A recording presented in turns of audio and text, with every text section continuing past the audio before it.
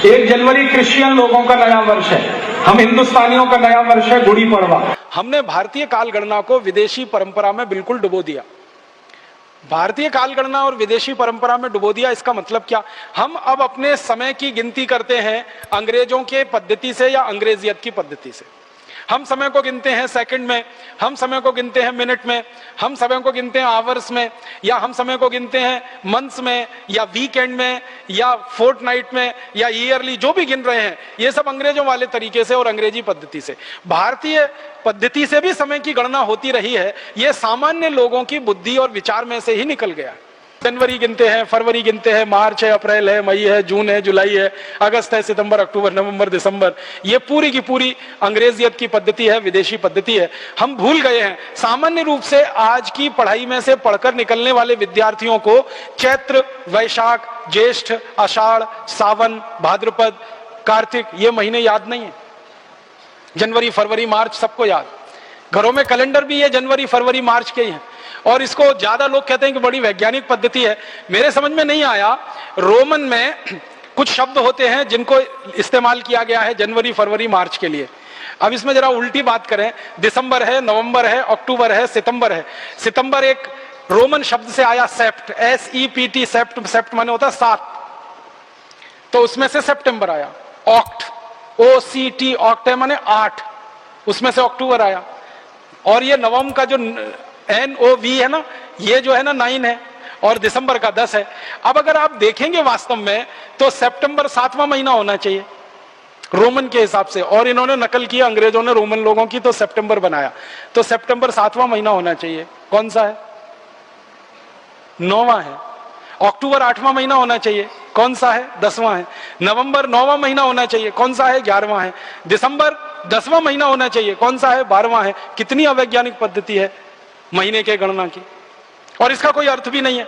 जितने भी अंग्रेज विद्वानों से पूछा जाए जनवरी का क्या अर्थ है, फरवरी का क्या अर्थ है, मार्च का क्या अर्थ है, अप्रैल का क्या अर्थ है, ये शब्द के पीछे की कोई गहराई है क्या, इसकी कोई व्याख्या है क्या? कुछ नहीं है। और हमारे यहां हर महीने के नाम का एक विशेष अर्थ है और उसके पीछे एक लंबी व्याख्या है।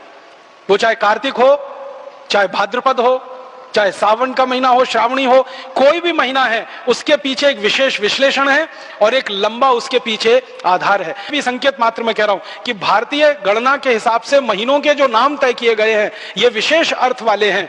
अंग्रेजी पद्धति से जो हम नामकरण करते कोई अर्थ ही नहीं है और कोई बताता भी नहीं है उनके बारे में। और वर्षों वर्षों तक आपको मालूम है यूरोप और अमेरिका में झगड़ा होता रहा। 25 दिसंबर से नया साल शुरू हो और काफी दिनों तक वो चलता रहा। फिर झगड़े के बाद बदल के 1 जनवरी से नया साल शुरू होना बताया गया।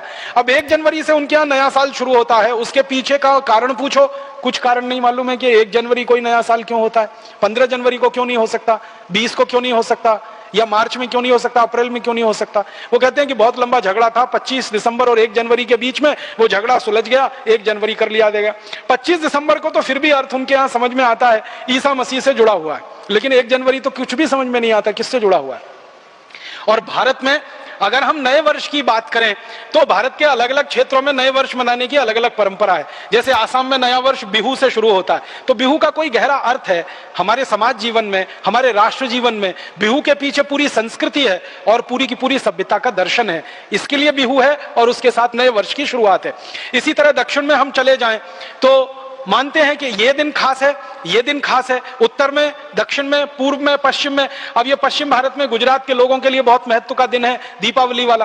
तो दीपावली के अगले दिन से वो नए वर्ष की शुरुआत मानते हैं, क्योंकि व्यापार के हिसाब से वो उनका सारा हिसाब है। तो हर जगह भारत में नया वर्ष है, वो चाहे तमिलनाडु का हो, चाहे आसाम का हो, गुजरात का हो, या हमारे इधर लोहड़ी होती है पंजाब में, लोहड़ी से नए वर्ष की शुरुआत मानी जाती है। तो सब जगह कुछ ना कुछ विशेष आधार है और उसके पीछे पूरा दर्शन है। यूरोप और अमेरिका में तो न कोई आधार है न कोई दर्शन है, फिर भी हमने नकल करके 1 जनवरी को नया वर्ष मनाना शुरू कर दिया। और इस देश में ऐसा बेहूदगी वाला हिसाब किताब बन गया है कि 31 दिसंबर की रात को और 1 जनवरी की सुबह देश के मुंबई, दिल्ली, मद्रास, बेंगलोर आदि आदि बड़े शहरों में होटल बुक किए जाते हैं, रात भर पार्टियां चलती हैं, कान फोड़ू संगीत बजाया जाता है और पता नहीं क्या क्या सब व्यभिचार किया जाता है। वो नए वर्ष मनाने का हमने पूरा नकल करके पश्चिम से या यूरोप अमेरिका से अपने जीवन में बसा लिया। हमारे यहाँ के जो क्षेत्र के हिसाब से और हमारे देश के जाति समूहों के हिसाब से नए वर्ष के जो गणन थे या जो उनकी गणनाएं थी, वो सब हम भूलते चले गए। 1 जनवरी क्रिश्चियन लोगों का नया वर्ष है, हम हिंदुस्तानियों का नया वर्ष है गुड़ी पड़वा।